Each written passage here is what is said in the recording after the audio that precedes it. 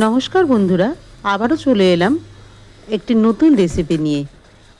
বাচ্চাদের হালকা ফুলকো খিদেতে এটি ট্রাই করে দিতে পারেন। খেতেও খুব টেস্টি হয় এবং বাচ্চারা খুব আনন্দের সহিত এটি খাবে। এতে লাগবে হচ্ছে পাউরুটি। আমি 2 পিস পাউরুটি নিয়েছিলাম, আর একটা ডিমের মধ্যে ক্যাপসিকাম, গাজর আর পেঁয়াজ কুচি কুচি, একদম খুব অল্প করে কুচি কুচি করে নিয়ে, অল্প লবণ, একটু হলুদ দিয়ে, একটু গোলমরিচের গুঁড়ো দিয়ে দুটো পাউরুটির ওপর, বলে রাখি তার আগে পাউরুটিটি সামান্য তেল বা মাখন একটু ব্রাশ করে প্যানের উপরে দিয়ে তারপরে ওটা দিলে খুব ভালো হয়। এই ডিমের মিশ্রণটি সম্পূর্ণ পাউরুটির উপরে ছড়িয়ে দিতে হবে। তারপরে অল্প তেল দিয়ে এদিক ওদিক একটু দিতে হবে, উপর দিয়ে একটু গোলমরিচের গুঁড়ো, ও তারপরে চিজ দিতে হবে।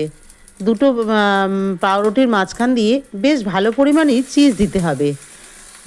চিজ দিয়ে দিতে হবে। তারপরে দুটো পাউরুটিকে আস্তে করে এইভাবে ঠিক স্যান্ডউইচের মতো করে উল্টো পাল্টা করে একটু ভাজা ভাজা করে দিতে হবে।